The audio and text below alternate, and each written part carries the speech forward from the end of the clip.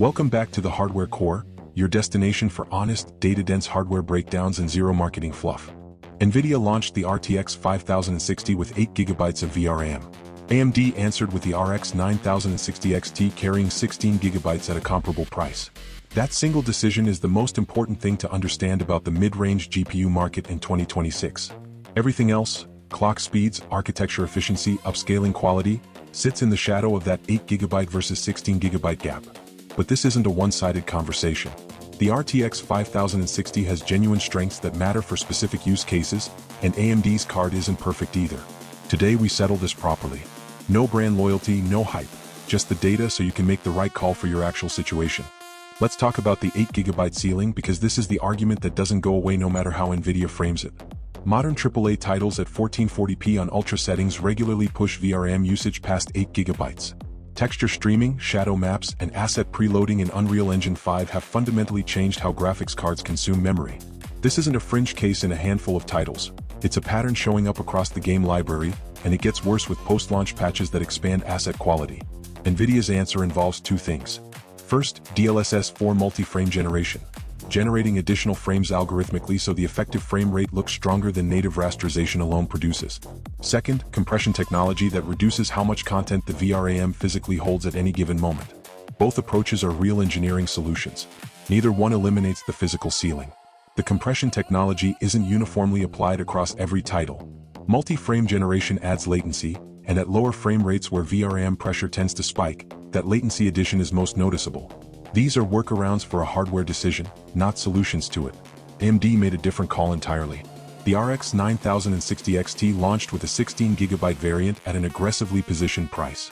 GDDR6 has lower peak bandwidth than the GDDR7 on the RTX 5060, but the frame buffer advantage translates directly into games where the 9060 XT runs at full quality settings while the 5060 is either dropping texture resolution or accepting performance hits as memory fills up.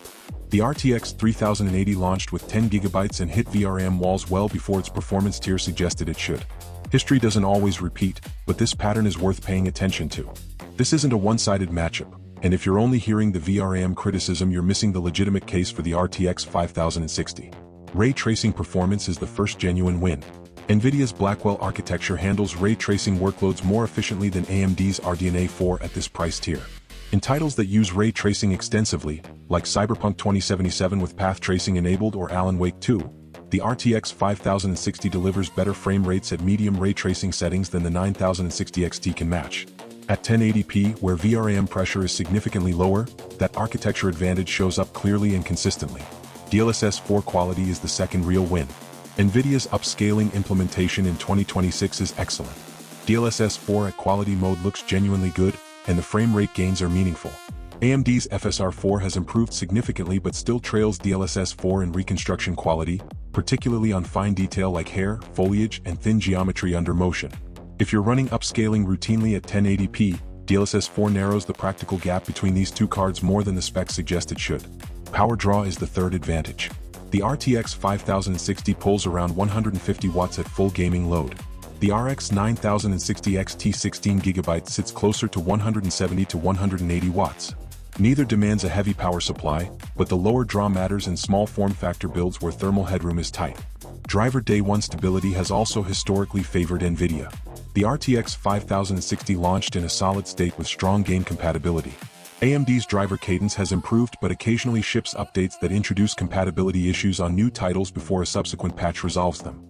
If your workload includes NVENC video encoding or CUDA-accelerated creative applications, Nvidia's compute ecosystem advantage compounds over time and strengthens the case for the RTX 5060 further. Here's how to make this call without overthinking it. The question is simple: what resolution are you gaming at now, and where do you expect to be in 2 to 3 years? If you're gaming at 1080p on a high refresh display and you're staying there for the foreseeable future, the RTX 5060 makes a real argument. VRAM pressure at 1080p is genuinely lower than at 1440p. DLSS 4 is at its strongest here. The ray tracing performance advantage shows up in the titles that use it. If you play a library heavy with ray-traced games at 1080p and you're comfortable using upscaling, the RTX 5060 gives you a legitimate experience at this price point. If you're gaming at 1440p now, or planning to move there during the life of this card, buy the RX 9060 XT 16GB. The 16GB VRAM ceiling means you're not negotiating with game engines over texture quality. You'll get full settings at 1440p on current titles with meaningful headroom for upcoming ones. That's not a minor advantage. That's the reason you buy this card. If your workload involves CUDA-accelerated video encoding, creative software, or heavy NVENC use alongside gaming, the RTX 5060 earns more of its price tag in that scenario and deserves stronger consideration.